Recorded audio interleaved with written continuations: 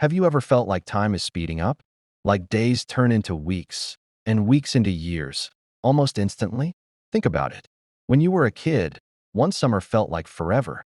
Every day was slow, full, and memorable. But now, you wake up, check your phone, do your routine, and suddenly, the day is over. Another week gone. Another month just disappeared. So what changed? Is time actually moving faster?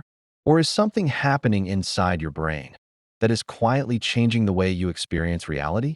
Because the truth is, time isn't speeding up. Your brain is. Why does time do that? Today, we are diving into the time paradox to understand why life picks up speed and, more importantly, how we can slow it down.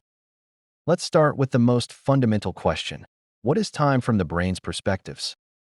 Your brain doesn't measure time with a clock. Instead, it builds your sense of time from memory, attention, and emotion. Neuroscientist David Eagleman explains that time perception is one of the most mysterious parts of human consciousness. Inside your brain, a region called the basal ganglia helps process timing signals, influenced by dopamine. But this is not a real clock. It's more like a flexible system that changes depending on your mental state. When you are excited, time feels fast. When you are bored, it feels slow. Today, we're going to explore the scientifically proven reasons why time seems to pass faster. Our brain is an efficient editor. It loves new information, but dislikes repetition. When you're young, everything is a first. The first time you saw snow, the first time you rode a bike. Your brain records these moments in high definition. As we grow older, we fall into routines. Wake up, coffee, work, sleep. When your days start to look the same, your brain reduces how much detail it stores in order to save energy. The brain stores experiences through a system called episodic memory. When something new happens, the hippocampus and the amygdala activate together, marking the event as important, something worth saving. But when the experience is repeated, that signal weakens. The brain no longer treats it as new, so it doesn't store every detail. Instead, it compresses the experience to avoid wasting resources. In a way, the brain works like a compression system. It shortens repeated patterns into simple summaries, but stores new experiences in full detail. That's why you can clearly remember your first trip or your first day at school, but after years of doing the same routine, almost nothing stands out. In 1890, William James, often called the father of modern psychology, proposed a fascinating idea. Why do years seem to shrink as we get older? This isn't just a feeling. It's mathematics. According to James, we measure time relative to the life we've already lived. When you were 10 years old, 1 year was a huge part of your entire existence.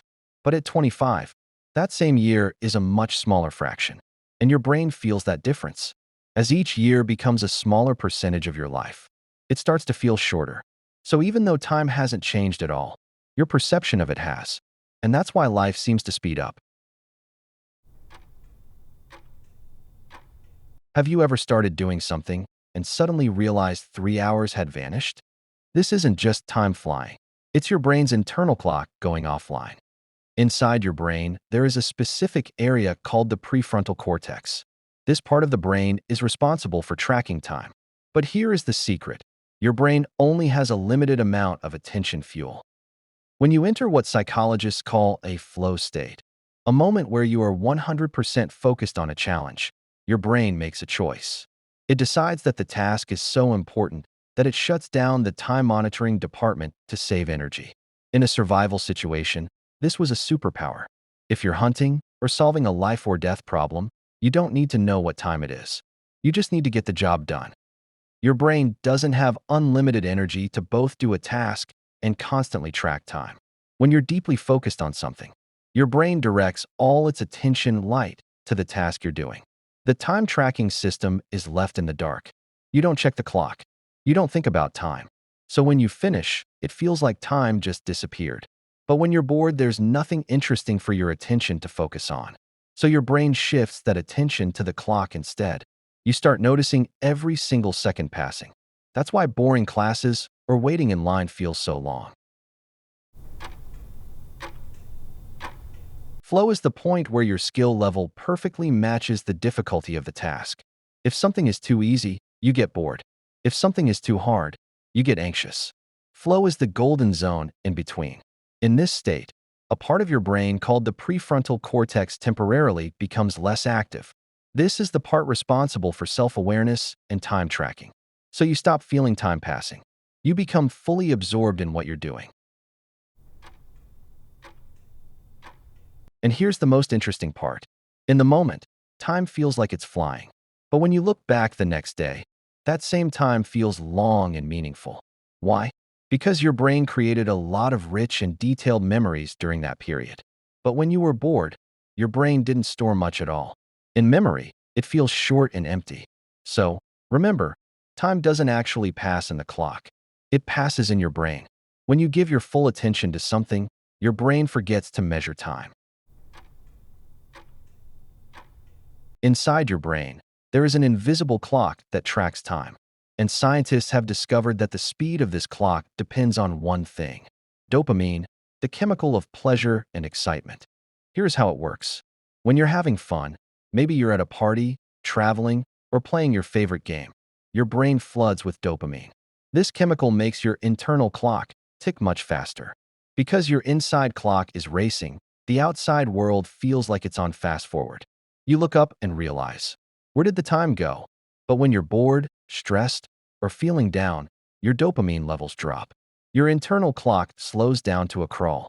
Every second feels like a minute, and every minute feels like an hour. Time becomes sticky and sluggish. This is why 2 hours with someone you love feels like 2 minutes. But 2 minutes in a dentist's waiting room feels like 2 hours. The clock on the wall hasn't changed, but your brain has. Here's the truth. You probably can't stop time from passing, but you can change how fast life feels. Research points to one simple idea: new experiences make time feel longer. This doesn't mean you need to go skydiving every weekend.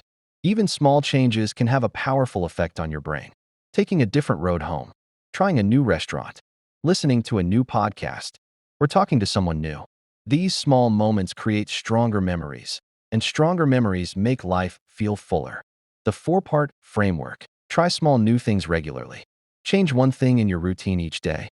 Your brain loves novelty, even in small amounts. Keep learning new skills. Learning forces your brain to pay close attention. That's why learning a language, instrument, or sport can make life feel richer and slower. Travel. Even nearby, new places make your brain more alert and engaged. Even a short trip somewhere unfamiliar can create more memories than weeks of normal routine. Be fully present. Attention is what turns moments into memories. If your mind is always distracted, days disappear without leaving much behind. The goal isn't to stop time. It's to create a life that feels full when you look back on it. The philosopher Alan Watts once said that the present moment is the only moment we truly have. Science helps explain why that matters. Time doesn't actually speed up. Your brain simply stops paying attention to the parts of life that feel repetitive and familiar. The answer isn't more productivity. It's more awareness, more new experiences, more moments that truly stand out. Your life is not getting shorter. Your life is getting more familiar. And that is something you have the power to change. If this video changed the way you think about time, share it with someone who needs to hear this. Subscribe for more videos about psychology, neuroscience, and everyday life. And I'll see you in the next one.